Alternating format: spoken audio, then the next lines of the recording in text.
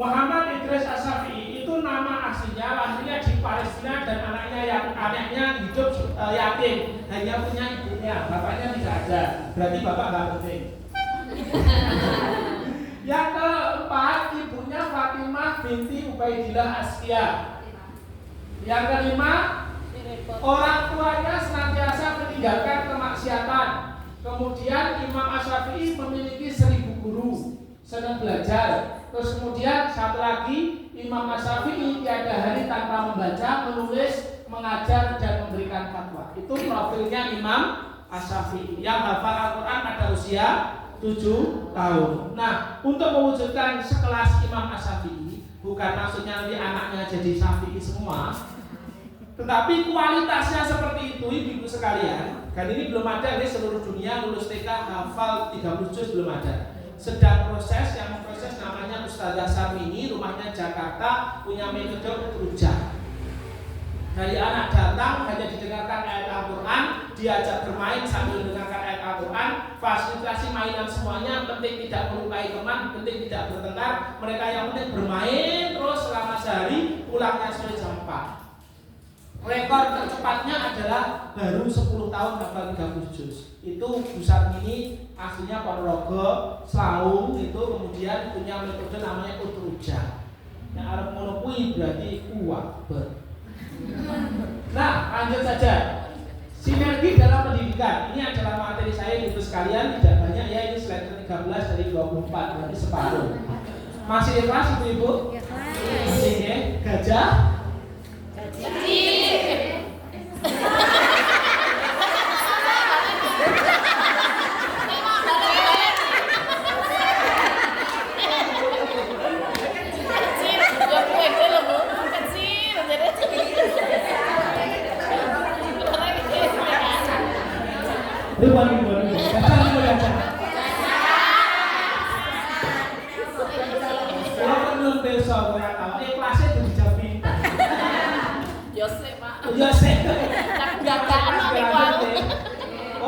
Pertama, untuk usia BA Aisyah, maka yang pertama harus komitmennya yang harus disamakan antara mulai yayasan, kemudian ranting Aisyah di PAUD Dasmen gitu ya namanya ya, PAUD Dasmen maupun kemudian orang tua dan juga guru sampai kepada siswa adalah tentang adab, membangun adab.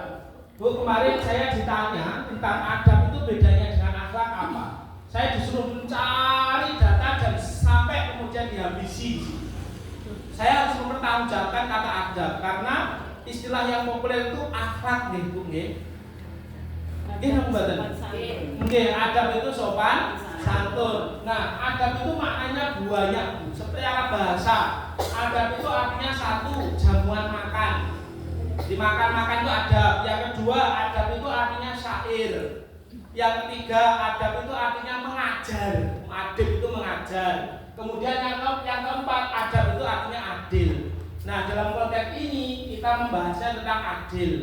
Dalilnya apa? Dalilnya ada referensinya dari ulama Naqid Al-Atas, aslinya Malaysia, pernah tinggal di Bogor, pernah jadi rektor Ibnu Khaldun, kemudian kembali ke Malaysia, kemudian pernah menjadi rektornya Istaq dan seterusnya. Nah, ini ibu sekalian. Yang pertama, sekolah di BA Aisyah itu mohon untuk fokus kepada adab, dan itulah yang menjadi rapot daripada BA Aisyah. Betul nggih Bu nggih? Saya itu gumun pernah tanya ke Majelis PAUD Dasmen PP Aisyah. Rapotnya BA Aisyah itu halaman belakang kabeh adab, melebihi adab yang kami fokuskan di sekolah tingkat dasar dan menengah. Oke Bu, gitu Bu. Zaman rapotnya masih tulis, nggih. Wah, pembiasaan tuh adabnya kuat yang buri. Kok ngerti Mas? Kok tahu delok enggak, aku enggak ndelok meneh bojo kuwi. Karena saya diminta untuk mendampingi Aisma. Yang Aisyah Mangkujayan itu 4 tahun saya di sana. Karena saya kuliah akhirnya kemudian saya mengundurkan diri, hanya datang sesekali ketika penerimaan rapor, paling 1 semester sekali parenting begini.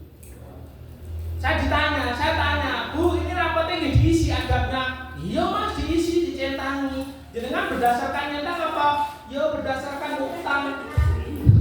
Lek suasana hatiku seneng Mas, aku Mas. Kowe kabeh baik sekali. Ya kok Mas aku bagegeran karo bojoku. Alah Mas, lampiasan.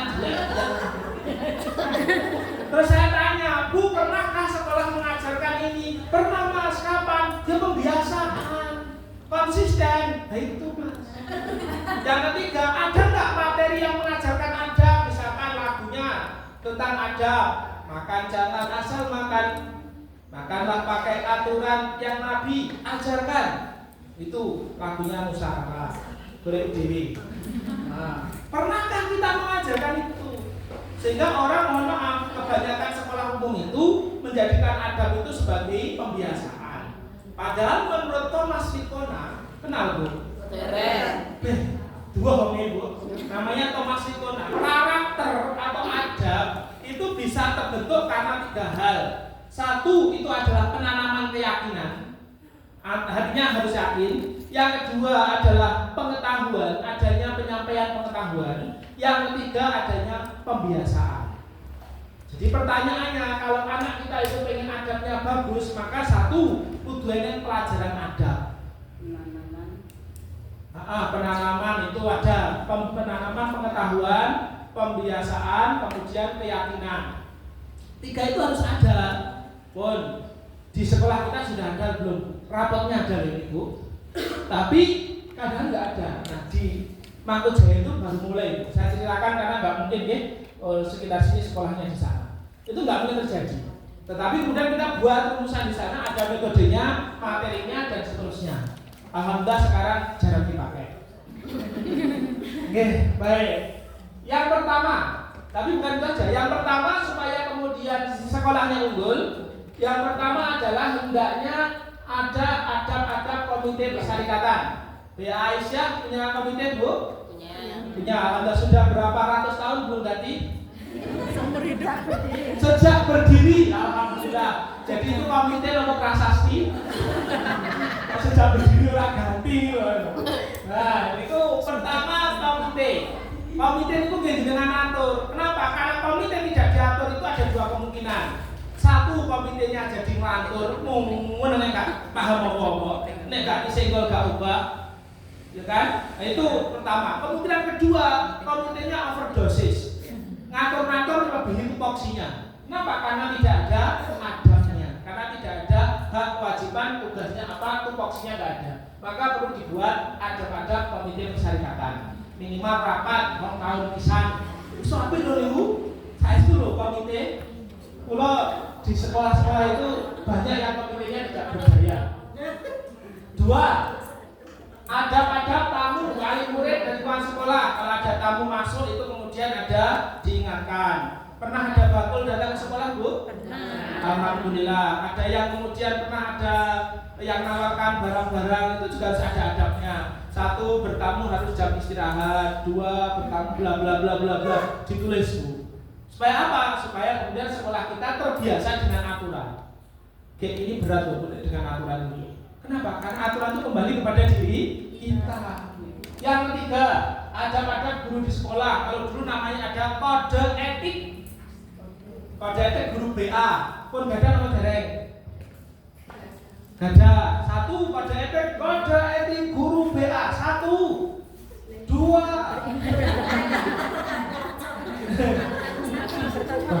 Mas, belum budal gejot tak dadak kaya aturan.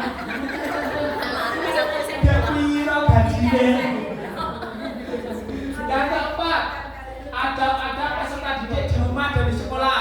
Pun enten nggih? Bon, selain di rapat ada di mana? Ditempel di dinding. Loh, ini foto-foto baik ya?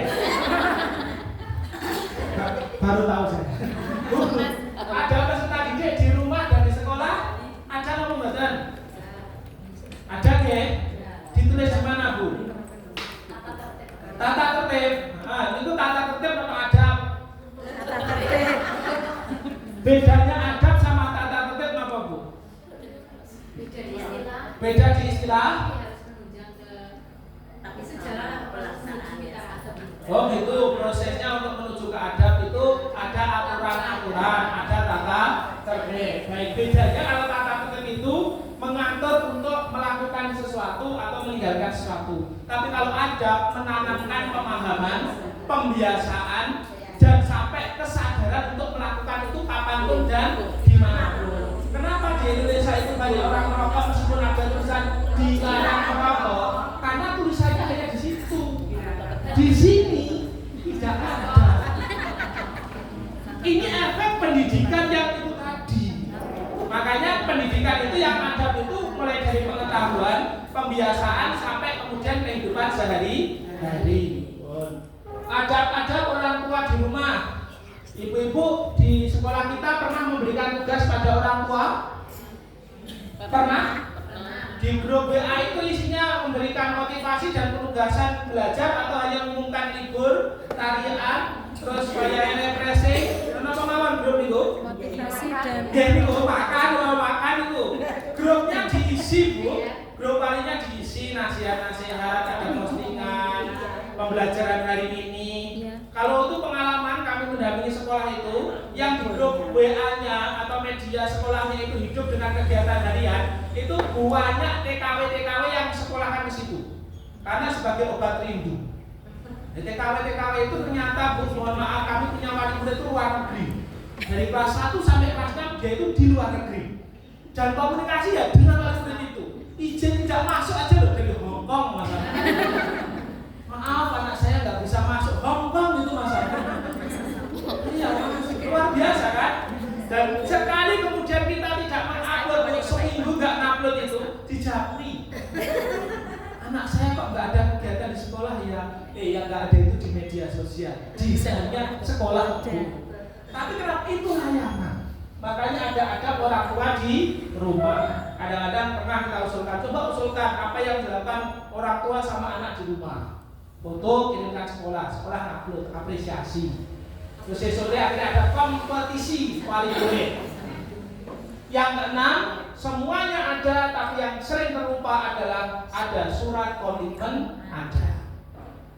Kita lupa ibu-ibu pertemuan wali murid tolong disepakati. Sepakat Bu, sepakat, tapi lupa nggak ditulis. Tulis pernyataan, tanda tangan, komitmen. Materai lakukan polisi. Gampang itu Bu. Betul nggih? Bon. Adab itu berat apa betul Bu? Berat. Ya, berat. Kalau tidak berat namanya bukan adab. Karena ulama dulu aja untuk mencetak generasi yang beradab itu butuh waktu 30 tahun, sedangkan kita singkat jadi 3 tahun. Itu maksimal. Kayak grup setahun, A, B 3 tahun. Ibnu Mubarak itu salah satu ulama terkemuka. Sebelum Al-Qabisi menulis kitab adab yang pertama kali, Ibnu Mubarak itu menyampaikan, kami mempelajari masalah adab selama 30 tahun, sedangkan kami mempelajari ilmu selama 20 tahun. Jadi ini penting. Ini prakteknya nanti Bu di lembaga pendidikan kita. Kita coba semuanya beradab dulu, kemudian anak-anak kita ajak untuk adab. Tapi untuk anak TK itu luar biasa sulit Bu. Saya sudah mencoba muridnya 2. Susah sekali. Kenapa? Karena belum ada kesadaran dan pemahaman. Beda dengan usia SD sudah mulai paham, SMP paham, SMA paham. Anak TK itu diajak paham belum. Tolong ngerti Bu Guru. Apa nggak tahu Bu Guru itu capek? Kita itu sekolah, belajar.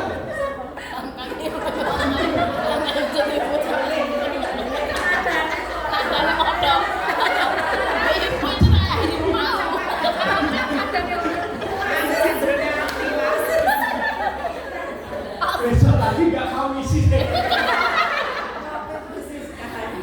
Kenapa begitu? Karena saya di rumah juga diperlakukan begitu. Gak bisa Bu kita minta anak perhatian. Itu anak kita itu lebih kecil daripada anak-anak kita. Yang harus seperti kita. Anak rame biarkan. Layon biarkan. Jatuh aja bisa korek. Ayo dong tenang. Maaf. Umumkan dulu. 1. Nah, jangan lari-lari. Jangan naik meja. Bilang jangan, Boleh Bu. sudah Dalilnya ayat Al-Quran surat Luqman. Ketika Luqman mendidik anaknya, ini yang bedanya antara parenting Islami dan parenting barat. Parenting umum, kalau parenting umum itu nggak boleh kata jangan. Kenapa? Karena anak akan kemudian menjadi kreativitasnya menjadi tertutup. Itu kalau parenting barat ini bedanya, nggih. Kalau parenting barat memang nggak boleh kata jangan. Kalau nggak boleh jangan itu yang seneng itu ibu-ibu. Karena nggak nyanyur lagi. Tapi kata jangan dalam parenting Islam itu ada. Saya karena pernah ibu menyampaikan, karena dulu saya juga belajar parenting umum, kemudian disadarkan oleh Ustaz Adian Husaini ketika saya itu ngobrol itu, Ustaz gimana dengan kata jangan itu pakai. Kenapa? Karena Allah sendiri itu punya perintah, punya larangan. Yang jelas itu larangan, gunakan kata jangan. Kalau hanya gunakan kata lebih baik itu namanya makruh, bukan haram. Gitu. Nah, dalilnya surat Luqman ayat 11. Allah Subhanahu wa taala berfirman, "Walau qad atayna Luqmana hikmatan an yashkur lillah." Terus, "Wa may yashkur fa inna ma yashkuru nafsi." Lanjutnya. Terus intinya lanjutnya ini. Wa id qala Luqman li banihi wa huwa ya'iduhu ya bunayya, hai anakku, la tusyrik billah. La itu artinya jangan menyekutukan Allah. Anak-anak lebih baik tidak menyekutukan Allah ya. Lebih baik jangan bermusuhan dengan setan. Pas napa Mbak? Jangan menyekutukan Allah. Tapi kalau gunakan kata jangan kecicilan. Gak pas Bu. Gak pas, ya. Gak pas. Jangan kecicilan, jangan naik meja itu memang dirubah, tapi rubahnya dengan aturan. Nah, tidak boleh naik meja. Kalau jatuh nanti sakit. Kok masih dilanggar? Jangan teriak. Ya Allah, kalau sudah jatuh, ini ya toh, ya toh bisa untuk kenapa sih? Mohon maaf, di TK itu sering terjadi kejadian berulang-ulang. Kosakata guru tidak bertambah-tambah karena memang kejadian itu berulang-ulang dan tidak mengalami pembaharan. Aku kan bu guru jadi ini ngiringnya aku gak oleh mbah meja. Saya ngiringnya gak apa-apa. Sesuatu aku ngiringnya dia diiring. Celakanya ketika sudah tidak ada guru, sudah lulus dari TK, dia akan tetap naik. Ore, aku yang larang aku cuma bu guru udah gak ada. Bebas. Karena gak paham. Tapi kalau nah kamu sudah besar, sekarang kamu bertanggung jawab. Kalau kamu melakukan itu, kamu nanti akan harus bertanggung jawab. Kalau kamu jatuh, maka itu resikonya. Sudah ya, Bu sudah nyatakan, sudah paham, sudah Bu, kok pecicilan delok aja. Kalau jatuh, ya memang dikit aja langsung wis jatuh, nangis, sudah saweneng. Itulah peribahasa sudah jatuh beriban tangga. Begitulah penderitanya anak TK. Sakit, diluruskan dulu, kemudian ketika sudah agak tenang baru nasihati. Gimana nak, ingat nasihatnya Bu Guru tadi? Bu Guru tadi benar ingat loh kalau kamu tadi naik meja. Tapi kan kamu sudah besar, Bu Guru juga sudah menasihati. Kamu sudah sepakat tadi, sudah tahu resikonya. Sekarang gimana? Kamu masih mau lagi? Silahkan kalau mau lagi. Boleh kali lagi? Dang.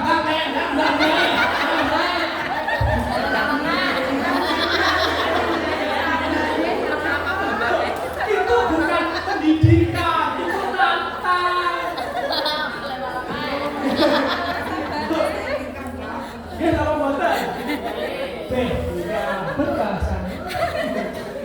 Istilah pokok saja tak ada. Di TK itu 2 jam memang guru sudah ada jam istirahat. Jam istirahat itu hanya ada di kalender dan di jadwal. Faktanya guru tidak pernah meninggalkan anak meskipun jam istirahat. Hanya saja profesi guru berganti dari seorang guru menjadi penjaga kantin. SK-nya penjagaannya babysitter, berarti SK-nya ditambah ibu publishment. Menugaskan si A sebagai bulan ini tenanan. Dimulai ala guru security, guru